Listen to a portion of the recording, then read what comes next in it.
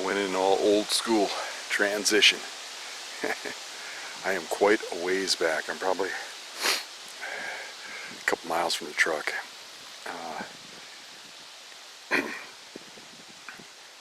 I got to a point where there's acorns on the ground. I got swamp over here. I'm on the hard transition. There's some little islands and stuff back here. And I started noticing some real big old rubs. And I looked up in front of me and I saw a really huge rub. I looked over, there's a really huge one next to it that are fresh. And I'm not real positive the buck's coming in here right now. It's not tore up, but there's acorns on the ground. He's been here. And I think I'm going to hit it.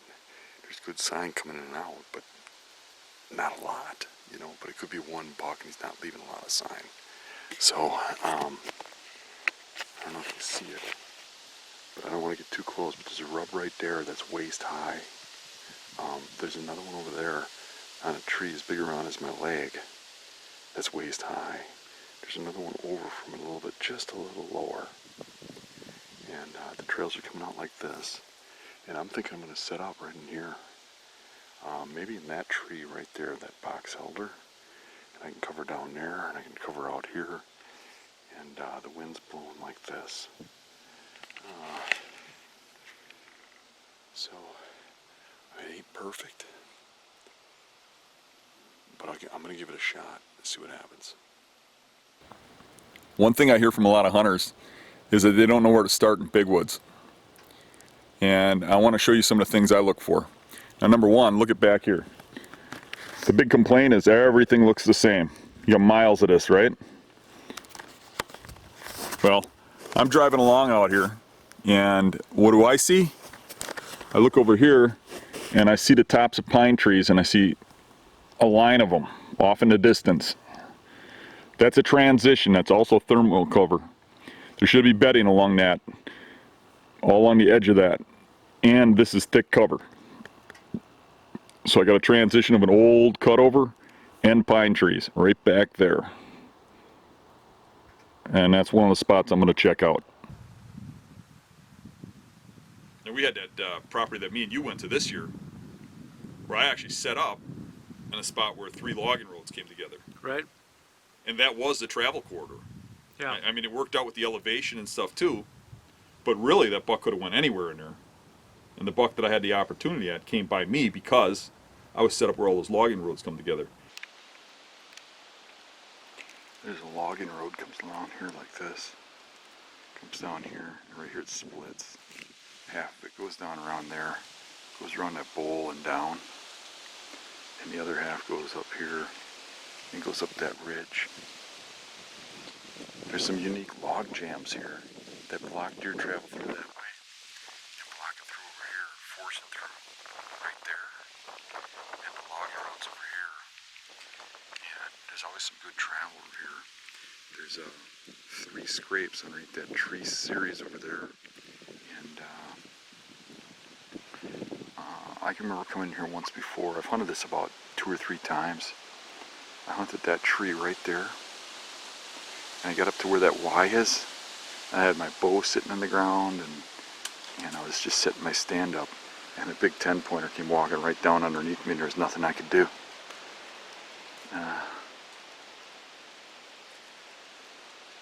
Got a wishy-washy wind. Sometimes it's blowing that way, and sometimes it's blowing this way. I don't know. I just got real high, and we'll hope for the best. I'm expecting travel to come out of there this way. Bedding's usually up in there, especially with the predicted wind. Predicted wind is north. I'm getting east and west breezes, and probably because of the bowl here.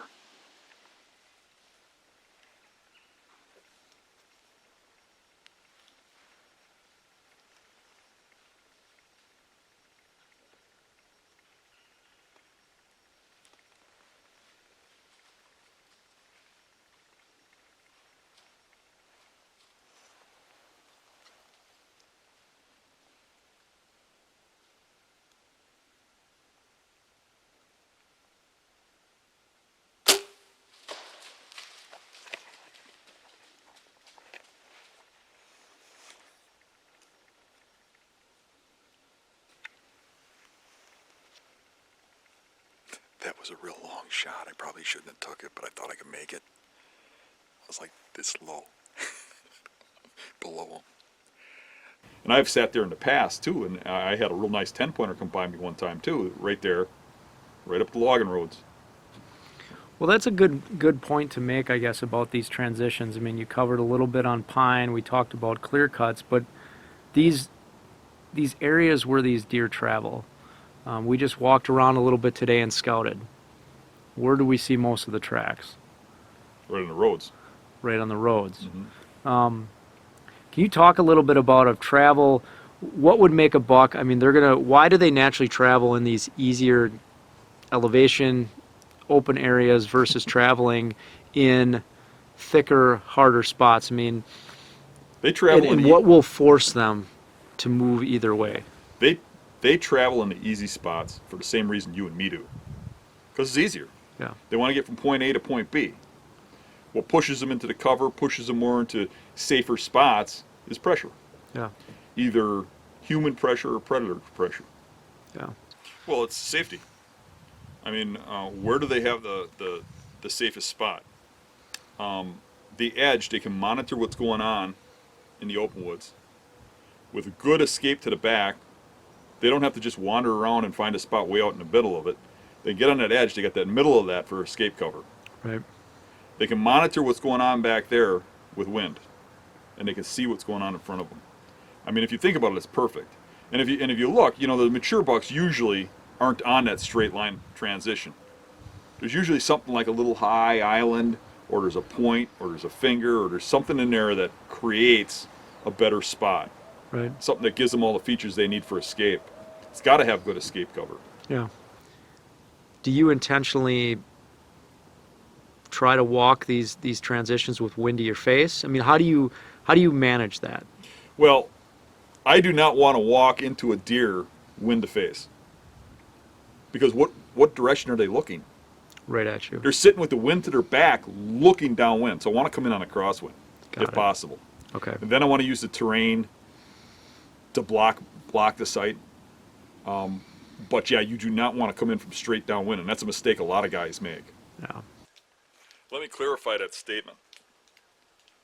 When you're coming up on a deer where you don't know exactly where he's bedded and he's on a transition and you're coming from open ground, he is looking straight downwind, and coming in from downwind can be crazy.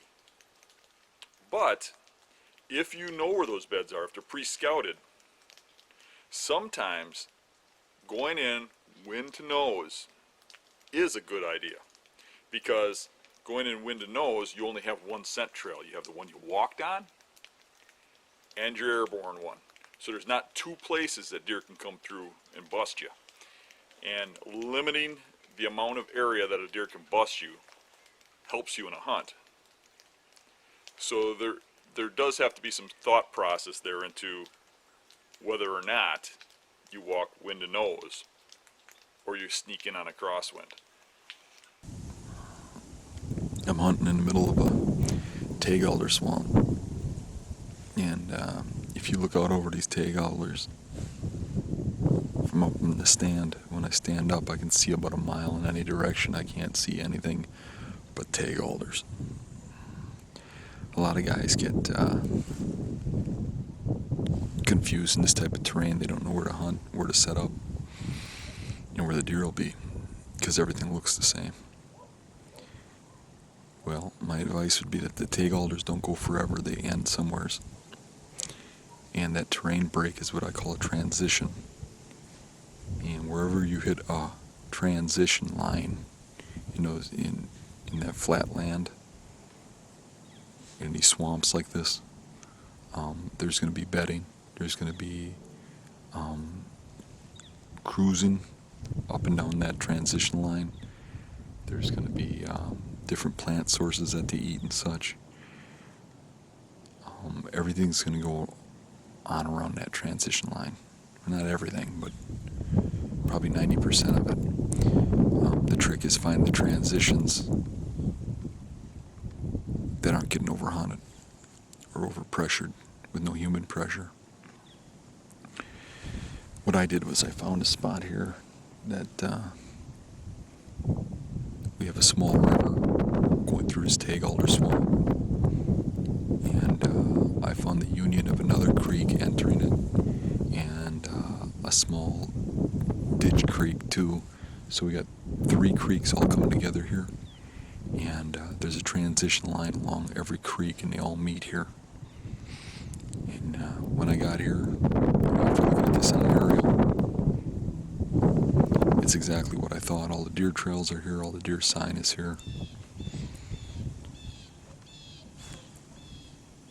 So we're getting down to the last hour of daylight. We'll just kick back and see if anything comes out.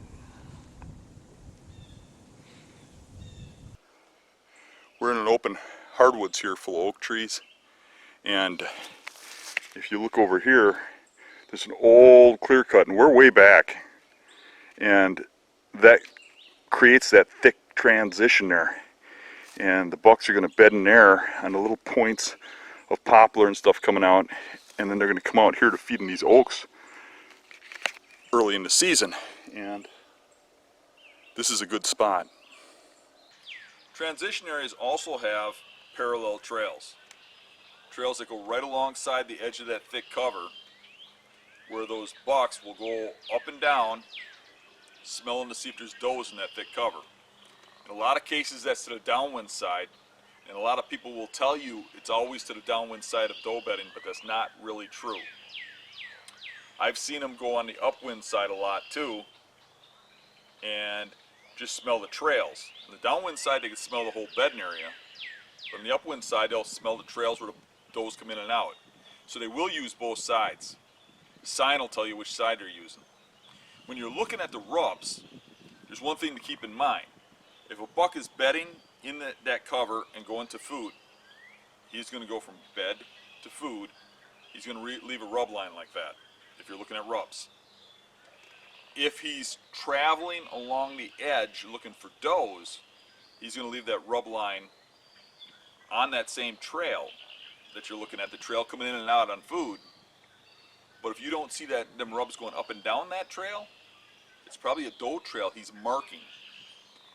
So if the rubs are along one trail, and it might be a trail you can barely see, the parallel trail, because they're only using that during rut in a lot of cases. It's a light trail, and the rubs are going to be on the cross trails, which are heavier.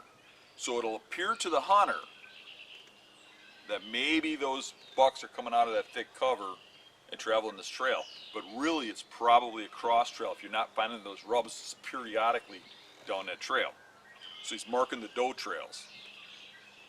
So 2 kinds of rubs that you got to look for.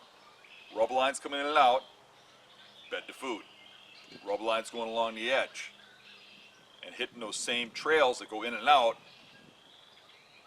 those would be rut rubs. So when you're looking for bedding along transitions, it's usually not right along, that straight path of thick meets open. There's usually something there that causes the bedding. But in a lot of cases, you got to walk that path to find it.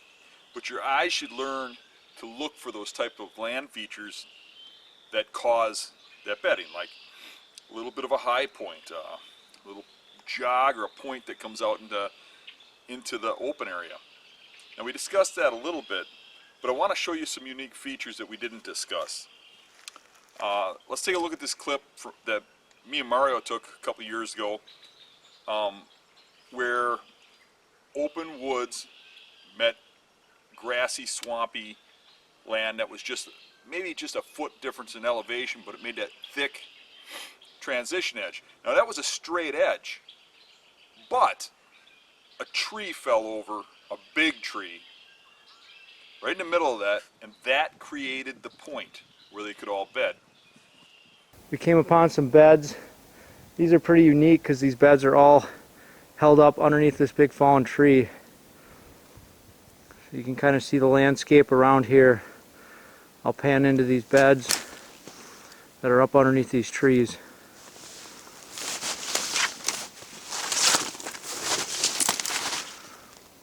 Count 1, 2, 3, 4. 4 beds underneath the tree. Look at how busted the trail is going in there. All the branches are busted. He's been in there and out of there a lot. Yep. A lot of busted branches going in and out.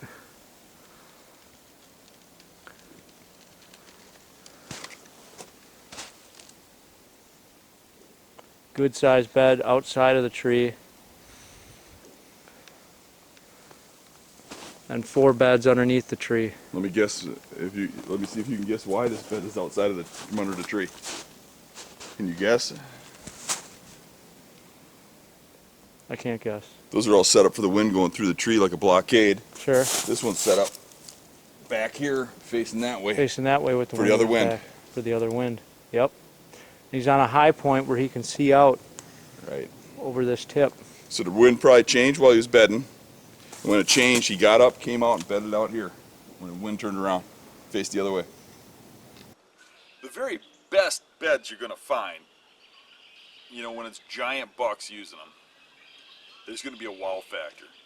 You're going to look at that bed and go, wow, nobody else would have found this. This is a great spot. Man, how do I get close to this thing? There's going to be that wow factor. If there's not, keep looking. The most common bedding you're going to find along that transition is where a big tree fell over, or there's a little rock outcropping or something that creates just the perfect little backdrop where a buck can get his back up against that obstacle and look downwind.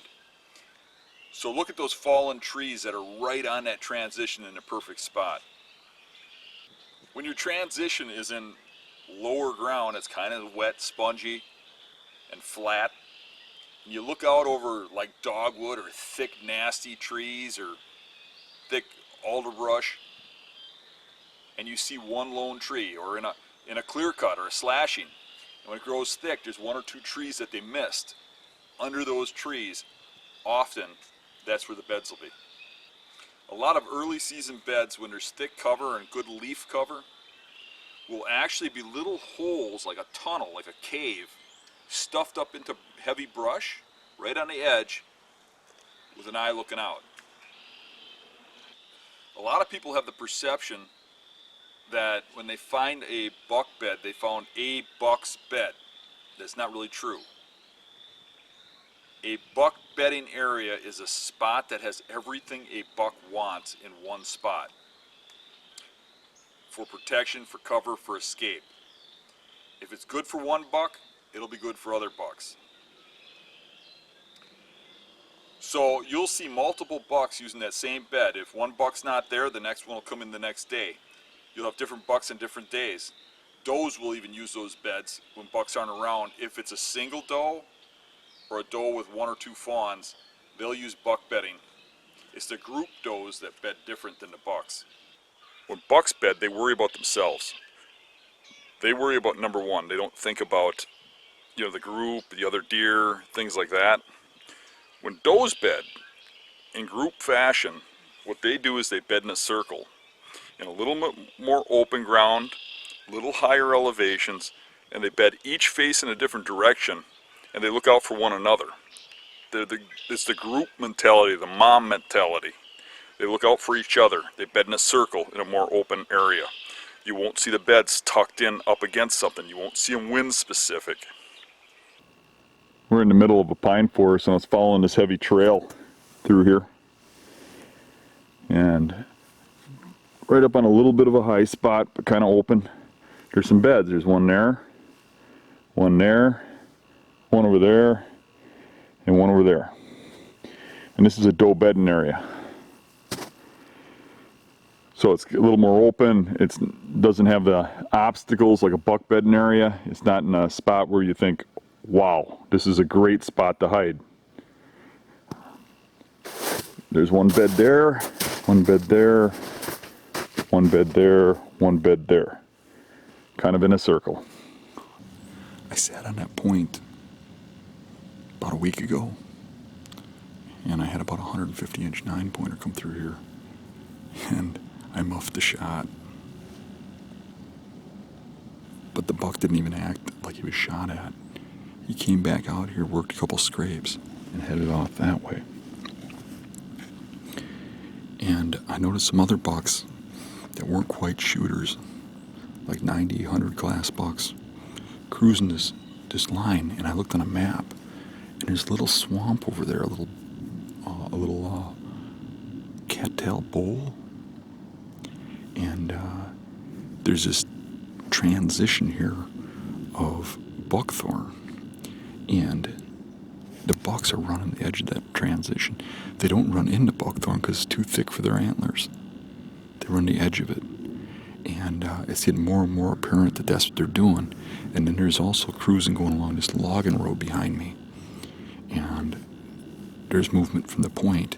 So this is kind of a hub where everything comes together. You can see this wall of buckthorn.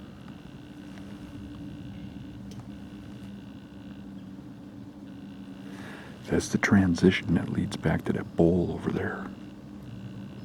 So I'm expecting movement like this.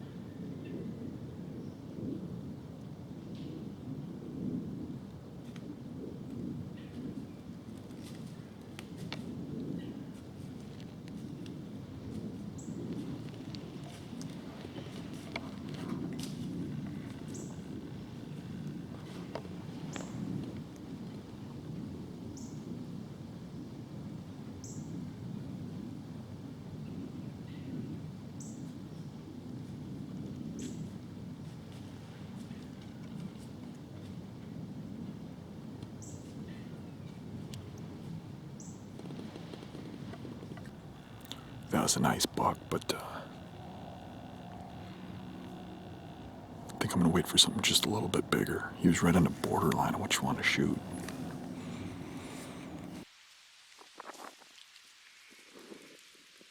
This is a mature forest and it drops down just a couple of feet. You can see how thick it gets down there because it's a little wetter. There's your transition line. So we'll just scout this, following this transition, looking for buck sign coming out. A lot of times in this big wood stuff you can cover miles to find a good buck. But the guys who get out and get after it get the action. I've had action in this area in the past, but it's like a ghost town right now. Not much for sign. So I'll just keep following these transitions until I find sign. Until I find a buck to go after.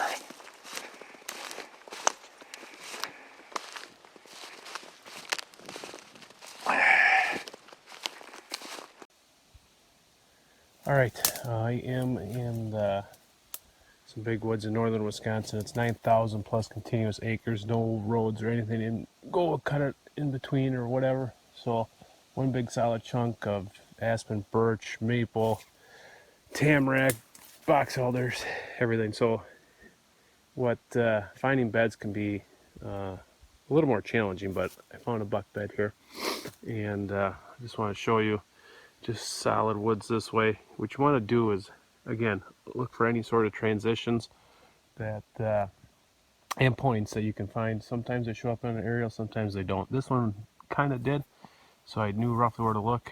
And if you see, you got your main woods here, slowly transitions down, Got some tag alders here, dumps into tamaracks back that way. And this is a point, jets out this way, and found this bed tucked right inside here, and I'm gonna climb in it. Pretty good sized bed, and but here is banana shaped, so the wind's blowing from the south, going off to the north right down that point. Take a look, see if there's any hairs. Looks like a hair there. Here's one right here. You can see that all right. So he's got this as a backdrop. He's got a nice canopy over his head. He's looking down this way into the swamp. Again, wind's coming over from the south up over his back. He's going to exit out this way. He's got an exit right down into the swamp. He's got to exit back that way. So nice setup here. We're going to head back to the southwest or to the southeast. We're going to have to find a just off wind that we can sneak in. Access can come either from the southeast or southwest, so we can play the wind a little bit here. Hey guys, wasn't able to get this one on film, but I just had a nice buck come in and got him. I'll show you quick. Battery's just about dead, and I wasn't able to get camera footage on it, but he came right down the transition line like we talked about, right out of the bedding. Just slowly worked our way. He looks like a good one. I think he's an 8, probably an 8. He's probably 16 inside, guessing, maybe not quite. Big body.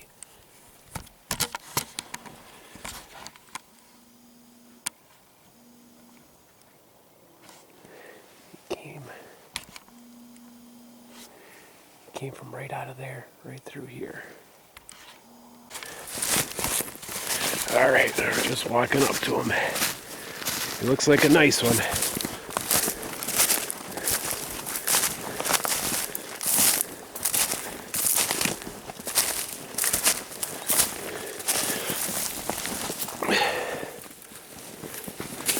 Heavy deer. Look at the size of the frickin' body. Stands right up there. Say hello to Dad. He got one. Buck came right out of here. Walked right in, right out of this bedding. Dropped him.